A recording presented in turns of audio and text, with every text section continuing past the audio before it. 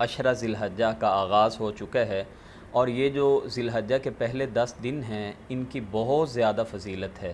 قرآن کریم میں اللہ تعالیٰ نے ان کی قسم کھائی ہے، والفجر ولیال عشر، فجر کی قسم اور ان 10 راتوں کی قسم۔ مفسرین فرماتے ہیں کہ ان 10 راتوں سے مراد ذو الحجہ کے پہلے 10 دن ہیں۔ اللہ کے پیارے حبیب صلی اللہ علیہ وآلہ وسلم نے فرمایا ہے کہ کوئی بھی عمل جتنا مرضی بڑے سے بڑا عمل ہو، وہ جو باقی پورے سال میں کیا جاتا ہے وہ ان 10 دنوں میں کیے جانے والے اعمال کا مقابلہ نہیں کر سکتا۔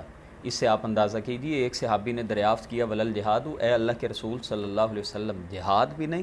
تو آپ نے فرمایا ولل جہاد، جہاد بھی نہیں، ہاں مگر کوئی مجاہد اپنا مال بھی اور جان بھی وہ لے کے نکلتا ہے اور اللہ کی راہ میں وہ شہید بھی ہو جاتا ہے، مال بھی لٹا دیتا ہے، تو ایسے شہید کا عمل جو ہے وہ یقیناً بڑا ہے۔ تو آپ اس سے اندازہ کیجئے کہ کس قدر زیادہ فضیلت ہے ان 10 دنوں میں اعمال سر انجام دینے کی۔ اہل علم فرماتے ہیں کہ اس کی وجہ یہ بیان کی جاتی ہے کہ 10 دنوں میں عمل اس لیے یہ 10 دن زیادہ محبوب ہیں کہ ان 10 دنوں میں بڑی بڑی تمام عبادات وہ جمع ہو جاتی ہیں جو باقی ایام میں ایسی ہمیں جمع ہوتی نظر نہیں آتی۔ مثال کے طور پہ آپ حج اگر دیکھیں گے، یہ اسی ذی الحجہ کے مہینے میں ہوتا ہے۔ پھر اسی طرح نماز ہم روٹین میں پڑھ رہے ہوتے ہیں، وہ تو فرض ہے، پڑھنی ہی ہے۔ زکوٰۃ یعنی صدقہ خیرات ان دنوں میں کثرت سے، اور قربانی بھی باہر کیف ایک صدقہ کی قسم ہے، یا جو حج کرنے جاتے ہیں وہ مال اچھا خاصا خرچ کر کے جاتے ہیں۔ تو تمام جو عبادات ہیں وہ ان دنوں میں جمع ہو جاتی ہیں۔ ہمیں ان دنوں میں زیادہ سے زیادہ جو عبادت ہے، زیادہ سے زیادہ جو امور خیر ہیں ان کو سر انجام دینا چاہیے۔ جو کام ہمیں زیادہ سے زیادہ نبی کریم صلی اللہ علیہ وآلہ وسلم اور صحابہ کرام سے ملتے ہیں کہ جو وہ ان دنوں میں سر انجام دیا کرتے تھے، ان میں سے ایک جو ہے وہ تکبیرات کا اہتمام ہے۔ یعنی آپ چلتے پھرتے صبح شام آپ جو ہے وہ ان میں تکبیرات کا اہتمام کریں۔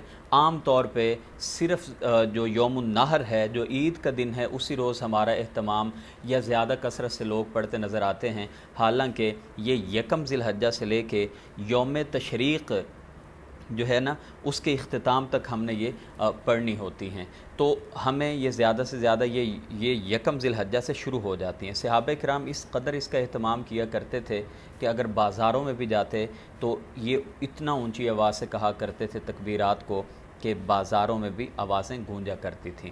اب تکبیرات کے مختلف الفاظ ہمیں ثابت ہیں، جو احادیث ہمیں ملتے ہیں، جو بالکل آسان میں آپ کے سامنے وہ اگر کوئی یاد کرنا چاہیں، جن کو یاد نہ ہو، تو وہ الفاظ ہیں اللہ اکبر، اللہ اکبر، اللہ اکبر، لا الہ الا اللہ، واللہ اکبر وللہ الحمد۔ اس سے مختصر الفاظ کے ساتھ بھی تکبیرات کے الفاظ ثابت ہیں، اور زیادہ لمبے الفاظوں کے ساتھ بھی تکبیرات کے الفاظ ثابت ہیں۔ دوسری بات یہ ہے کہ ہمیں ان دنوں میں روزے کثرت کے ساتھ رکھنے چاہیے۔ ایک تو یوم عرفہ کا روزہ ہے جو ہمیں رکھنا چاہیے، اور نبی کریم صلی اللہ علیہ وآلہ وسلم نے یوم عرفہ کے روزے کے بارے میں فرمایا ہے، جو 9 ذو الحجہ کا روزہ ہے اس کے بارے میں فرمایا ہے کہ جو ایک روزہ رکھتا ہے اللہ تعالیٰ اس کے 2 سالوں کے گناہ معاف کر دیتے ہیں، ایک گزرا ہوا سال اور ایک آئندہ آنے والا سال۔ تو اس سے آپ تصور کیجئے کہ یہ یوم عرفہ کا روزہ کس قدر زیادہ فضیلت و اجر اپنے اندر رکھتا ہے۔